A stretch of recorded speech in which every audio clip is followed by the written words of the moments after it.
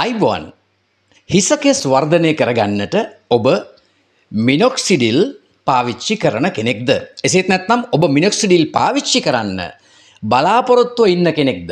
එසේත් නැත්නම් ඔබට දැන් මම කියනවා අදම බය නැතුව මිනොක්සිඩිල් පාවිච්චි කරන්න ආරම්භ කරන්න. ඉතින් මෙතන තියෙනවා අද වැඩසටහනේ අපි කතා කරන්නේ මිනොක්සිඩිල් පාවිච්චි කරද්දී එහි තිබෙන අතුරු ආබාධ මොනවද කියලා අද වැඩසටහනේ අපි සාකච්ඡා කරනවා.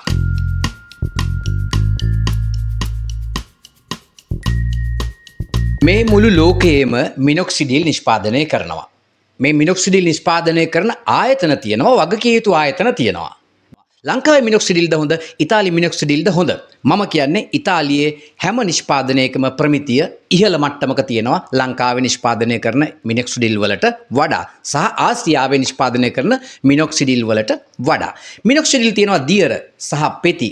මෙතන අද අපි කතා කරන්නේ දියර ස්ප්‍රේ එක ගැන. ස්ප්‍රේ කරද්දී අතුරු ආබාධයක් හැටියට මුලින්ම කසන්න පටන් ගන්නවා. බය වෙන්න එපා.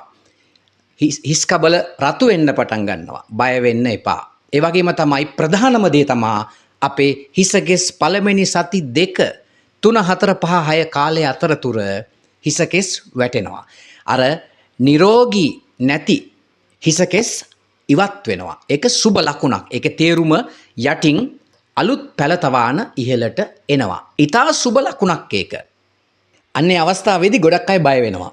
කියනවා අයියෝ ඒක ගන්න ගත්තට පස්සේ තිබිච්ච කොණ්ඩෙත් යන්න පටන් ගත්තා කියලා. බය වෙන්න එපා. ඒක සාමාන්‍ය දෙයක්. ඔබේ කොණ්ඩේ දුර්වල නම්, හිසකෙස් සිනිදු නම්, කොණ්ඩේ පෝෂණය අඩු වෙලා නම් මේකෙදි අර ලැබෙන රුධිර සංසරණයත් එක්ක අර කොණ්ඩේ ඉවත් වෙන්න පටන් ගන්නවා. ඊට පස්සේ තමයි අලුත් කොණ්ඩේ වැවෙන්නේ. ඒ හින්දා බය නැතුව දිගටම ආලේපය කරගෙන යන්න. ඒ වගේම කරකැවිල්ල එන්න පුළුවන්. කැරකිල්ල. හිසේ කැක්කුම එන්න පුළුවන්. මේක පාවිච්චි කරද්දී අතුරු ආබාධ හැටියට. රූපලාවන්‍ය ශිල්පියෙක් හැටියට මම ඕගොල්ලන්ට පැහැදිලි කරන්නම් වැඩසටහනේ වැදගත්ම කොටසක් වෙනවා. අතුරු ආබාධ එන්නේ නැතිව අපි කොහොමද මිනොක්සිඩිල් පාවිච්චි කරන්නේ? පාවිච්චි කරන්නේ නැති කෙනෙක් නම් අදම යන්න. මට මැසේජ් එකක් දාන්න, අපිට මැසේජ් එකක් දාන්න, ගෝයිසෙල් ෆැමිලි එකත් එක්ක එකතු වෙන්න, සබ්ස්ක්‍රයිබ් කරන්න. අතුරු ආබාධ නැතුව කොහොමද මේක පාවිච්චි කරන්නේ? අද මේක ස්ප්‍රේ කරන්න මෙන්න මේ කොටසට. එක පැත්තකට. හෙට මේ පැත්තට මේක ස්ප්‍රේ කරන්න. හරි?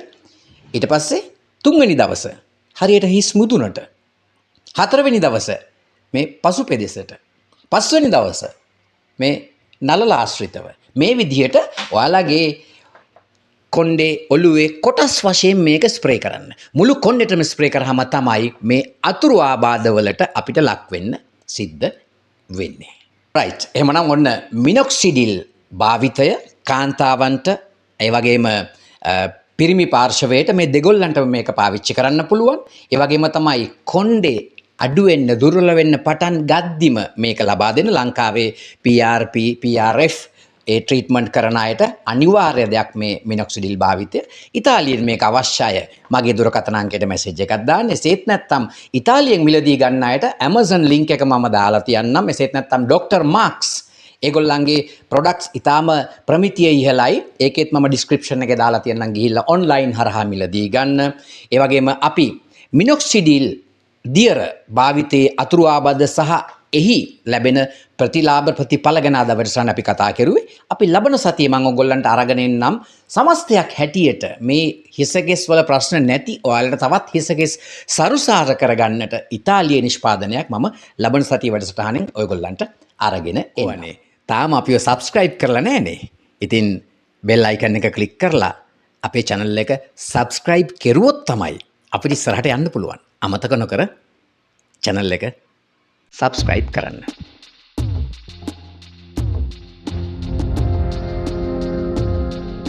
ජීවිතේ ඔබ ආමග තොරතුරු කියන්නට අදම අමතන්න.